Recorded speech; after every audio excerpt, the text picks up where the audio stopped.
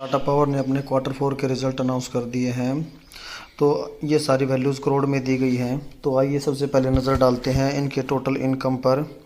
तो इनकी total income quarter on quarter basis पे 14,400 करोड़ से घटकर हो चुकी है 13,300 crore and Y on Y basis पे 12,200 करोड़ से बढ़कर हो चुकी है 13,300 करोड़। यानी क्वार्टर ऑन क्वार्टर बेसिस पे इनकम कम हुई है and Y on Y basis पे इनकम बढ़ी है। तो आइए अब नज़र डालते हैं इनके टोटल एक्सपेंसेस पर। इनके total expenses quarter on quarter basis पे 13,700 करोड़ से घटकर हो चुके हैं 12,600 crore and Y on Y basis पे 11,900 करोड़ से बढ़कर हो चुके हैं 12,600 करोड़।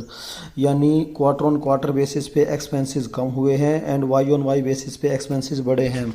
तो आइए अब नज़र डालते हैं इनके प्रॉफिट फॉर द पीरियड पे।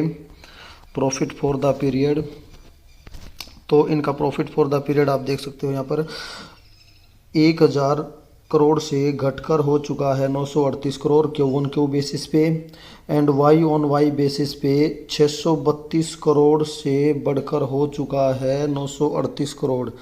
तो यहाँ पर भी क्वार्टर ऑन क्वार्टर बेसिस पे जो प्रॉफिट है वो कम हुआ है and Y on Y basis पे प्रॉफिट में जंप है।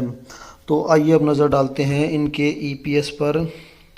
इनका EPS quarter on quarter basis पे 2.95 करोड़ से घटकर हो चुका है 2.43 crore and Y on Y basis पे 1.58 करोड़ से बढ़कर हो चुका है 2.43 करोड़। यानी क्वार्टर ऑन क्वार्टर बेसिस में ईपीएस फ्लैट है and Y on Y basis पे ईपीएस बढ़ा है। तो ये रिज़ल्ट कैसा है ये जानने के लिए हम इसको कंपेयर करते हैं मार्केट के एक्सपेक्टेशन डेटा के साथ। तो चलिए दोस्तों, ये हमारे पास अवेलेबल है जो मार्केट की एक्सपेक्टेशन का डेटा है। उसके हिसाब से टाटा पावर कंपनी का जो इनकम है वो बढ़ के हो जानी चाहिए थी 13,222 करोड़ एंड जो प्रॉफिट है वो बढ़कर हो जाना चाहिए था 693 करोड़, 694 कह सकते हो राउंड ऑफ वैल्यूज़। तो चलिए अब सीट पर चलकर देखते हैं। जो टोटल इनकम है वो हो जानी चाहिए 13,222 करोड़ एंड जो प्रॉफिट है वो हो जाना चाहिए 694 करोड़। तो चलिए अब सीट पर चलते हैं। तो देखिए दोस्तों, हमने मार्केट की एक्सपेक्टेशन डेटा में देखा था कि जो कंपनी की सेल्स है वो बढ़कर हो जानी चाहिए थी 13,222 करोड़, बट यहाँ पर जो सेल है वो बढ़कर हो चुकी है 13,325 करोड़। यानी सेल्स की टर्म में कंपनी ने मार्केट की एक्सपेक्टेशन को अच्छे से बीट किया है। आइए अब देख लेते हैं इनका प्रॉफिट। तो हमने कंपनी के एक्सपेक्टेशन डेटा में देखा था कि जो कंपनी का नेट प्रॉफिट है वो बढ़कर हो जाना चाहिए था 694 करोड़, बट यहाँ पर आप देख सकते हो जो कि बढ़कर हो चुका है 938 करोड़।